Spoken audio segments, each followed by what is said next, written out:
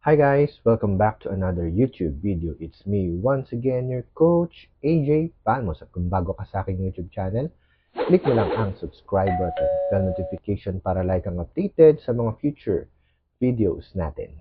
For today's video, ang pag-uusapan natin is barley for diabetes. Alam naman natin na ang diabetes ay isa sa mga common health problem ng mga Pilipino. Dahil mahilig tayo sa mga sweets at masyado tayong sweet, so mabilis tayong magkaroon ng diabetes. So alamin natin ngayon ano ba yung maitutulong ng barley para sa ating kalusugan. Ngayon, kung ready ka na, samahan niyo po ako. Tara!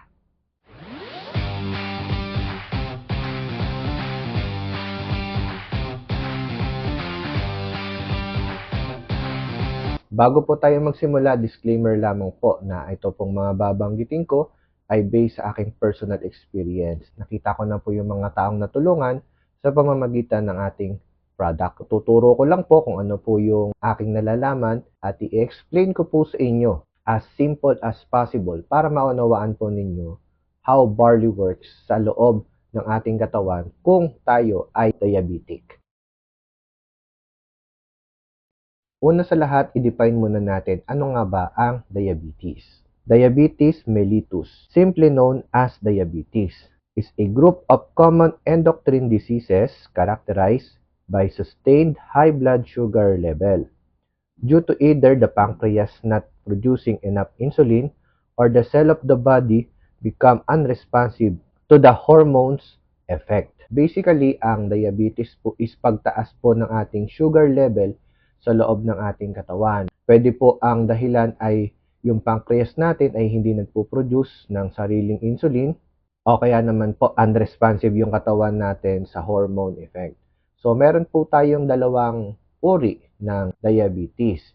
Yung una po yung tinatawag nating type 1 diabetes. Ito po yung inborn or genetic. Maaring mula pagkapanganak ay may diabetes na siya na namana niya sa kanyang mga magulang or lahi. Ito po usually detect during early age or mga bata pa. Yung type 2 diabetes naman po, ito naman po yung acquired. So, nakukuha po natin ito sa mga maling lifestyle. Common po na diabetes ngayon is acquired or yung lifestyle diabetes. Kung ikaw, wala ka pong mga kamag-anak na may diabetes, so maaaring lumalabas ang diabetes na ganito during our older age. So, pagpatak po ng mga 20 to 30 years old, pagka hindi masyadong maganda yung lifestyle mo, pwede po tayong magkaroon ng diabetes type 2. Ito naman po yung mga common cause ng diabetes. Number 1 is obesity. Pag masyado po tayong mabigat compared dun sa ating capacity ng ating katawan. Number 2, na active lifestyle. Usually po sa mga nagkakaroon ng diabetes, sila po yung madalas nakaupo lang or madalas nakahiga lang, lack of movement. Number 3, of course, common po sa lahat, yung mga taong sobrang hihilig po sa mga pagkaing matatamis. Too much sweets. Meron po tayong basic diagnosis para malaman mo kung ikaw ba ay pre-diabetic or diabetic na. So sa pamamagitan po ng mga sign and symptoms na to, malalaman nyo po or madedetermine ninyo kung kayo po ay nasa borderline na or kayo po ay diabetic na. Number 1 sign and symptoms ng diabetes ay frequent urination. Yung sobrang pag-ihi, lalong-lalo na po yan sa gabi. Number 2, always thirsty. Lagi pong pakiramdam mo, lagi kang nauuhaw, lagi kang dehydrated. Number 3, sudden weight loss. Yung hindi mo malaman bakit biglang bumabagsak yung iyong timbang. Number 4, wounds won't heal. So magkaroon ka ng sugat, napapansin mo parang ang hirap or napakatagal niyang gumaling. Number 5, lagi kang naghahanap ng pagkain. Lagi kang pakiramdam mo para kang laging nagugutom. Number 6, blurry vision. Nakakaramdam ka minsan ng unti-unting panglalabo ng mata. So, sign na rin po yan na kayo po ay possible diabetic. Number 7, numb and tingling in hands and feet. So, yung parang ang kamay ninyo is parang may tumutusok-tusok or parang mabigat. Isang sign na rin po yan na pwede po kayong may diabetes. Number 8, ito po ay para sa mga babae, vaginal infection. Kung ikaw po ay dinadatnan at lagi po kayong mayroong UTI, lagi po kayong may irritation, sign na rin po ito ng pagiging diabetic. Number 9 is always tired. Yung parang feeling mo maaga pa pero lagi kang hapo or lagi kang feeling pagod. And number 10 is sexual dysfunction. Yung tipong wala ka ng performance sa partner mo. Pag dito po, 7 hanggang 10 ng sign na to ay positive po tayo, maaring na po tayo dapat magpa-check para ma-monitor po natin yung ating health. Dahil mahilig po tayo sa mga pagkaing matatamis, ito po yung sign na sobra-sobra na po yung sugar sa loob ng ating katawan. Too much sugar po sa brain ng ating mga anak or ng mga bata, ang tawag po dito is ADHD. Too much sugar naman po para sa mga adult, ang tawag naman po dito is dementia and Alzheimer's disease. Usually po ito sa mga matatanda. Pumunta ka sa mga matatanda, halos hindi ka na makilala kahit anak ka. Kasi yan na po yung sign na masyado na pong mataas yung sugar sa kanilang brain. Too much sugar naman po sa ating mata, yun po yung tinatawag nating glaucoma. Too much sugar sa teeth, ang tawag po doon is cavities. Too much sugar sa skin, ang tawag naman doon is aging. Too much sugar sa katawan, sa pagtulog, ang tawag po natin dito is insomnia. Isang reason para po matanggal natin yung insomnia natin is magbabawas tayo ng mga pagkain sweets. Too much sugar sa ating dugo, yun na po yung ating tinatawag na diabetes. Kasi lahat naman po ng sustansya ay dumadaan po sa blood. O yung diabetes po, nasa dugo po natin yan. Excess sugar in the body is called cancer. So, napag-usapan natin before na about cancer, isang cause din po talaga ng paglala or paglaki ng mga cancer cells sa katawan is because of too much sugar. Sugar and alcohol kills good bacteria in the gut. So, yung combination pala ng too much sugar at saka yung bisyo natin, especially the alcohol, nakakasira pala siya ng good bacteria sa ating sikmura para hindi po maging effective yung ating gut health. Ito po yung mga effect ng too much sugar sa loob ng ating katawan. So kaya po tayo nandito sa Sante at bakit po tayo nagtuturo is because meron po mga possible solution para maibalik natin yung ating kalusugan. Mind you na ang diabetes ngayon is reversible na po. Kung kayo po ay nag-maintenance drugs, tuloy nyo po yan kasi makakatulong po yan.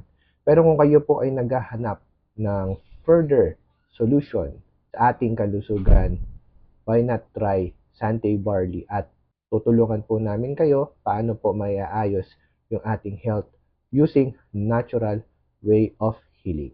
Number 1 solution natin para maibalik natin ang ating health ay active lifestyle. O given na po yan. Common na kulang sa atin is yung active na lifestyle. Kasi ang ginagawa lang natin, puro trabaho.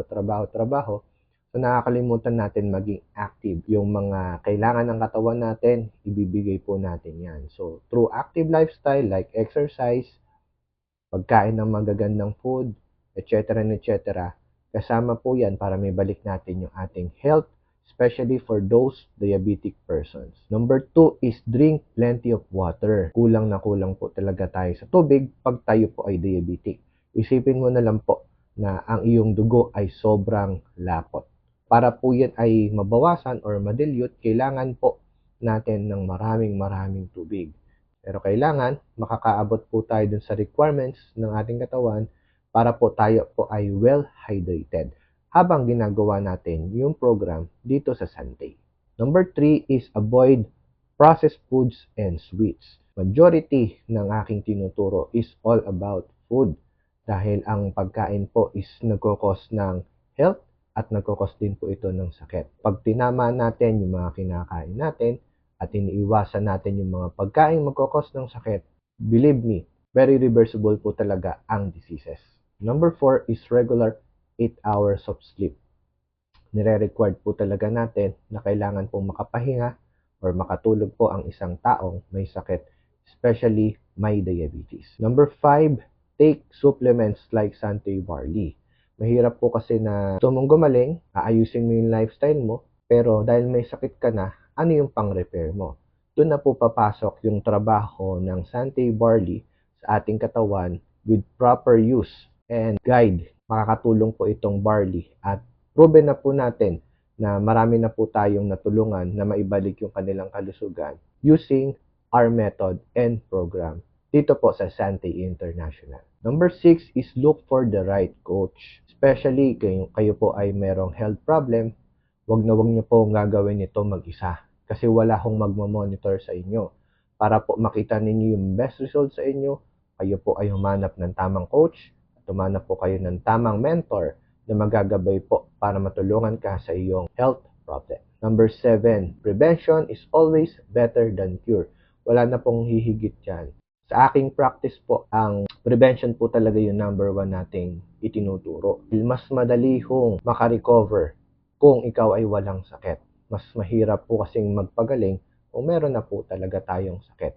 Especially kung medyo malalala na yung mga sakit. So better po, ngayon pa lang mag-invest na tayo sa ating health. And using barley, makakatulong po ito para po maibalik natin yung dati nating lakas at mapahaba natin ang ating lifespan. I hope meron po kayong natutunan dito sa ating video. Huwag niyo pong kalimutan na mag-like kung nagustuhan mo po itong ating video. Pwede mo rin po itong i-share pero huwag niyo pong i-re-upload. Pwede po kayong mag-comment sa ating video para po mabasa natin at ma-replyan ko po yung mga feedback at inquiries ninyo.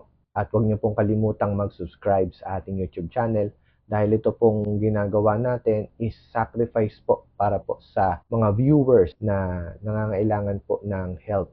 Para naman po sa mga gusto pong mag-inquire or magpa-assist, make sure nyo po na kayo po ay magko-comment sa video at kayo po ay bibigyan namin ng link para po sa further instruction. Sundin nyo lang po yung aming instruction para makarating po kayo sa aking personal messenger at makapag-schedule po kayo sa akin ng libre. Free coaching din po tayo para sa mga members at new clients po natin dito. So lahat naman po ay ina-assist natin whether you are non-member or member. As long as you are committed na gagawin nyo po yung process para po sa inyong paggaling. Maraming salamat po sa inyong panonood. Sana po meron po tayo napulot at natutunan. Once again, my name is Coach AJ Palmos and see us again on our next video. To God be the glory. Bye-bye.